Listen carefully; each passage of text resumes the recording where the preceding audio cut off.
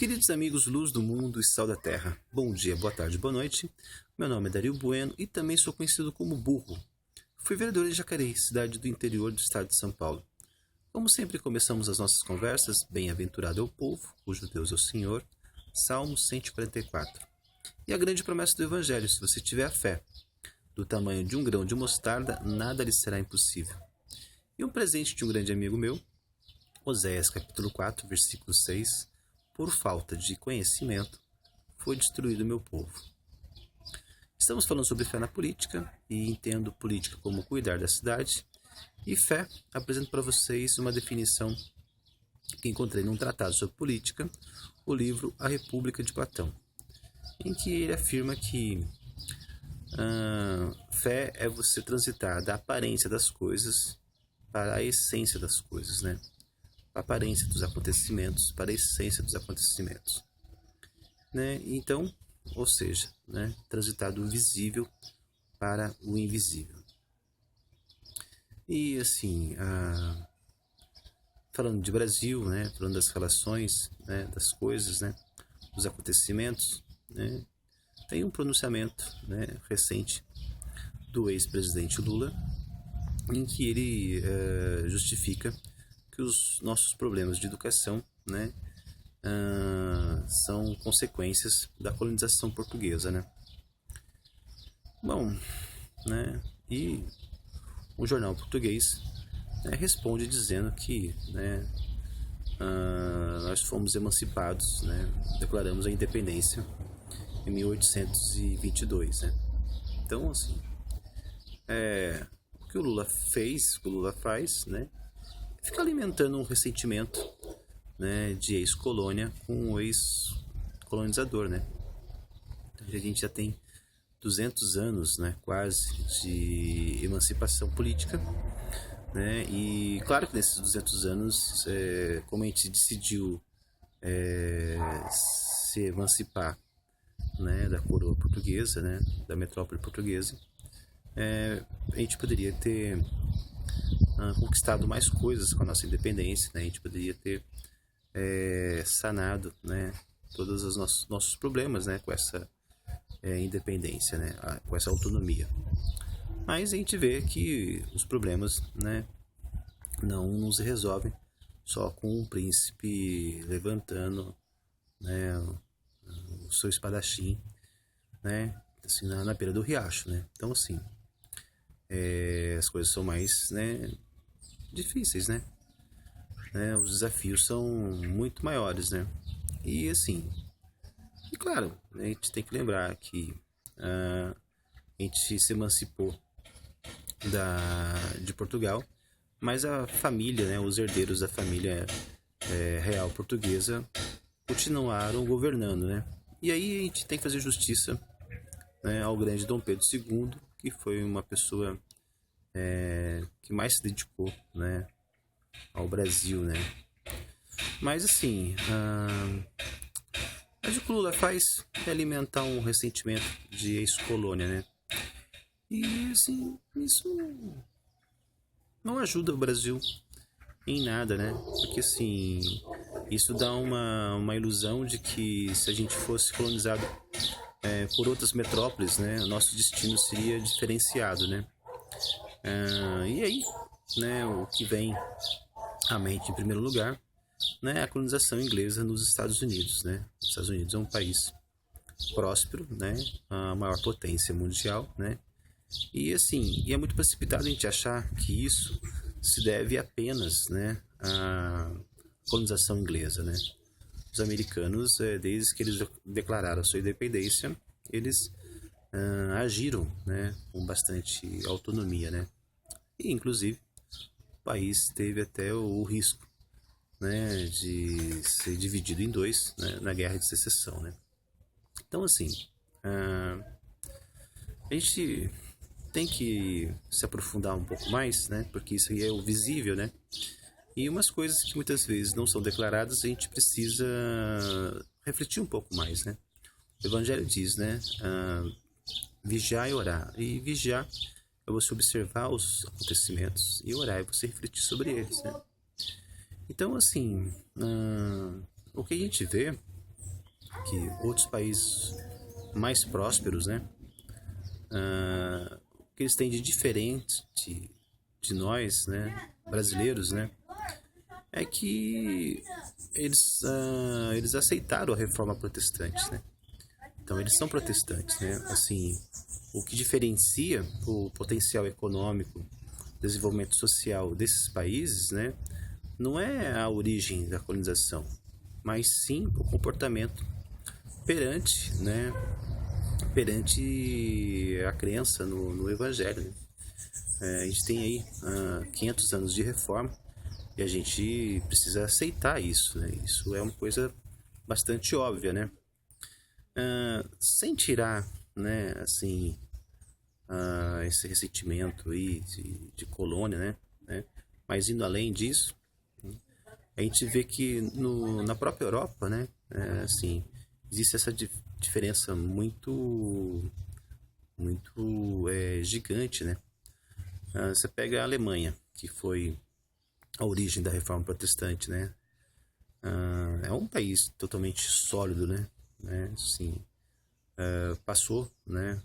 Teve iniciativa de fazer 2 guerras mundiais, né? E essas 2 guerras mundiais massacrou a Alemanha, né? E ela conseguiu se recuperar, né?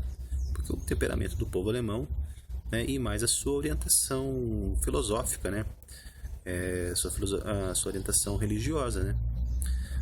A gente pega a Inglaterra, né? Assim, próspera, né? Então, assim, aceitou parcialmente, né, o protestantismo, né? Mais do que aceitar, a Inglaterra ela se comporta como tolerante ao protestantismo, né? Então, assim, e isso teve efeitos bastante significativos e benéficos, né, no seu desenvolvimento, né? E aí a gente vê, né, aí na própria Grã-Bretanha, a Irlanda, que continuou católica, né, a gente vê que tem muitas dificuldades, né, de pobreza e tal, né? Então, assim, e, né, na Europa a gente vê aí o destino aí também, né, da Espanha, né, e de próprio Portugal, né? Portugal também sofreu, né, por conta do catolicismo, né?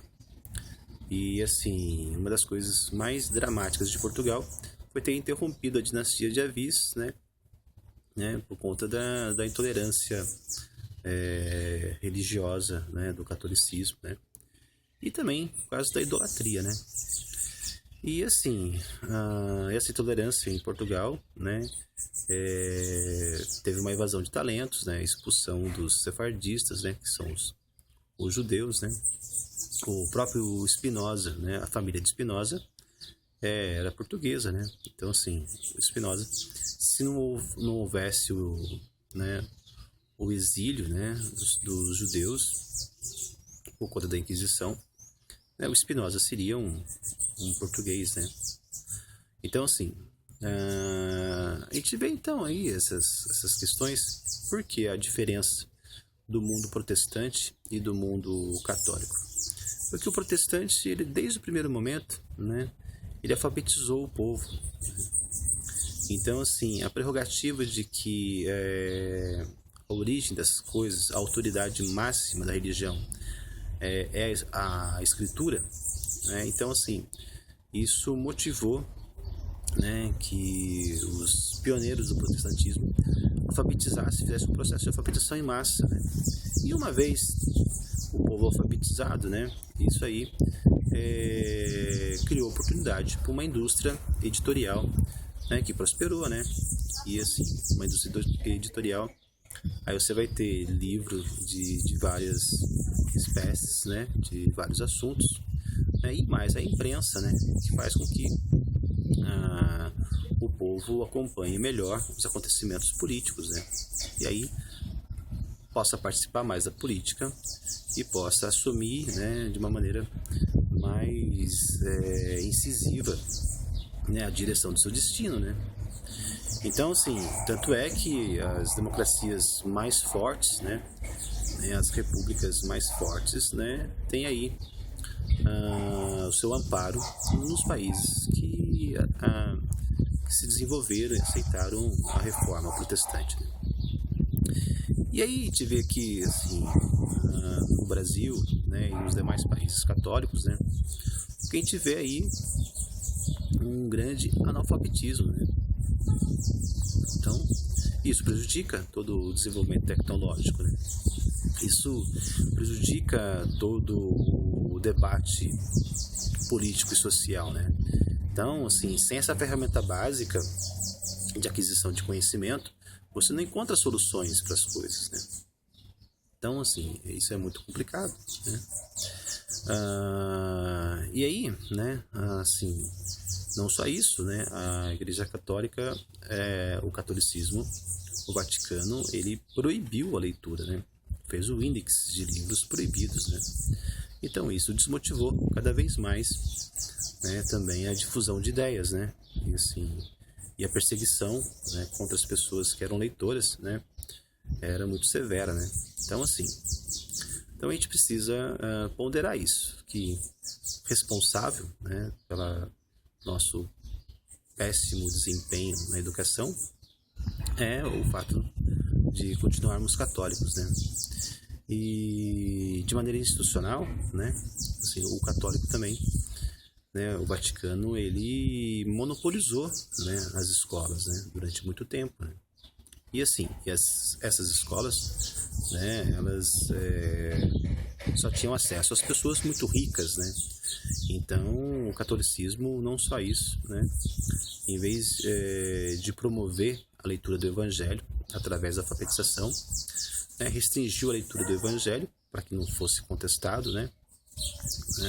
E assim, e aí inibiu todo um desenvolvimento de leitura e aquisição do conhecimento, né? E assim, e vendeu, né, por um preço muito alto, né, a educação, né? Fazendo a educação um privilégio em vez de um direito de todos, né? Então, assim, isso é muito sério, né? Isso, a gente precisa, com honestidade, apreciar esse fato, né? E então, assim, e isso trouxe muitas sequelas, né? Para a gente ter uma apreciação mais adequada disso, a gente pode ler o livro Seminarista de Bernardo Guimarães, né? Então, assim, ali, né, mostra o quanto o ambiente escolar do seminário é bastante opressor, né? E assim, e o sofrimento que o rapaz, né, o Eugênio, né, sofreu, né? Então, pelas ideias, né? Aí mais pela ideologia aí católica também, né? Então, assim, e a gente tem que ver que todos os outros professores, né, todas as pessoas que exerceram a burocracia governamental, né, foram moldadas, né, programadas por essa concepção equivocada, né, do próprio Evangelho, né, e assim, e dessa concepção equivocada socialmente, né, do direito à educação, né? Então, assim, esse rancor, né, de colonizado e colonizador, né, então foi um processo histórico que nós vivemos, né, isso aí é muito repetido, né, pela teologia da libertação, que também tem aí, né, a sua expressão aí nos padres aí, né. Então, assim, olha, um dado de que não é a colonização inglesa que fez os Estados Unidos prosperar, né? E assim, a Índia também foi colônia inglesa, né? E assim, e a Índia, né, ela não é uma nação cristã evangélica, né? Então assim, e a gente vê, né, que a Índia tem muitos problemas, né? Então assim, a gente precisa aceitar que o evangelho, né, ele é um diferencial, né, e a alfabetização que os protestantes promoveram logo no início, né, foi o que permitiu todo o avanço tecnológico e conceitual, né, do Ocidente, né. Então, cara, esclarecer para todos vocês, né, a gente continua falando com respeito do Suda sobre todas essas coisas, porque do Pai é o domínio do universo, o dinamismo e a mais elevada honra, né. Assim seja, pelo bem do nosso querido Brasil.